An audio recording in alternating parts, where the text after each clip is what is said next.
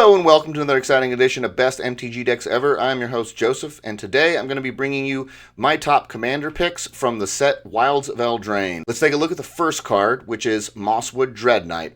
Mosswood Dreadknight is an adventure, and the adventure reads, Dread Whispers, 1 colorless, 1 black, you draw a card and lose a life. The creature part is Mosswood Dreadknight, 1 colorless, 1 green. When Mosswood Dreadknight dies, you may cast it from your graveyard as an adventure until the end of your next turn. So we can do some fun stuff with this. If we had Ashnod's Altar on the board, when we have Mosswood Dreadknight on the board, we sack it for 2 colorless. That will put the adventure into the graveyard, which we can cast. So we just need 1 black pip, we use 1 of the colorless, still have 1 floating, we cast Dread Whispers, we draw a card, we lose a life, we tap 1 green, we recast Mosswood Dreadknight with the other colorless floating. Then we can keep repeating that. For as many black pips and green pips as we have, we can keep cycling that, which is just some good value. Next up, we've got Hilda's Crown of Winter. Hilda's Crown of Winter is 3 colorless to cast, and its abilities read 1 colorless tap target creature. This ability costs 1 less to activate during your turn. The second ability is 3 colorless, sacrifice Hilda's Crown of Winter. Draw a card for each tap creature your opponents control. So I really like this. It fits into some cool decks, but the main way that we would abuse this is we would have ISO Rev. So on our turn, this ability costs 1 less to activate during your turn.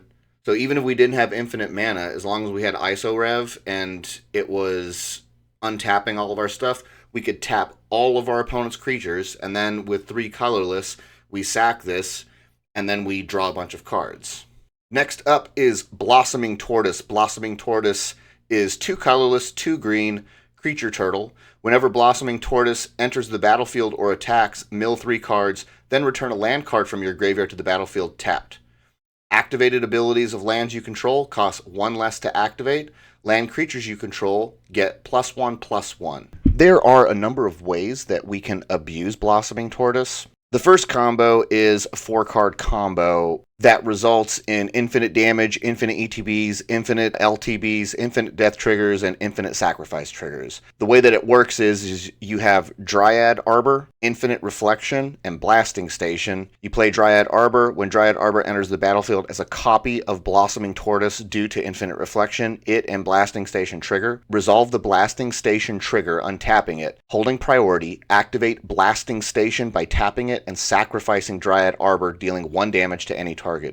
Resolve the Dryad Arbor trigger from step 2, causing you to mill 3 cards and return Dryad Arbor from your graveyard to the battlefield. Repeat from step 2. The next combo is going to be a little bit easier to pull off. This involves getting a land that can turn into a creature and making it as large as possible. We can use Lava Claw Reaches with Blossoming Tortoise. Lava Claw Reaches has an ability where you spend 1 colorless, 1 black, 1 red. Until end of turn, Lava Claw Reaches becomes a 2/2 black and red elemental creature with this ability, X.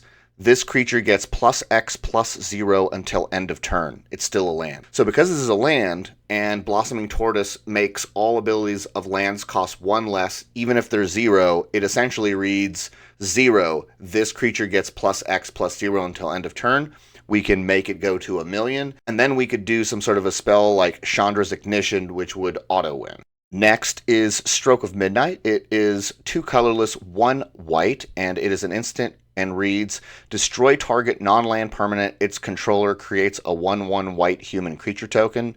This is just good removal. Next up, another white card. Moonshaker Cavalry, 5 colorless, 3 white pips. It is a creature flying.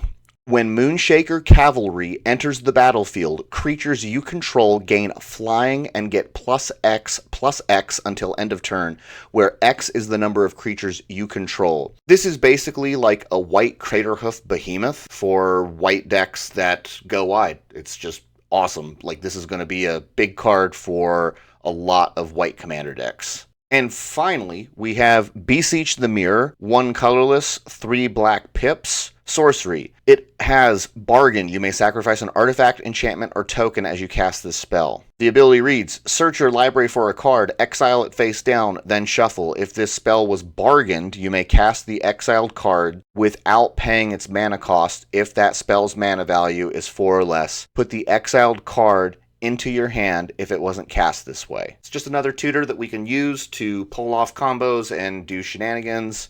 And those are my picks for top commander cards from Wilds of Eldraine. I hope you guys enjoyed the video, and I will see you in the next one. Bye.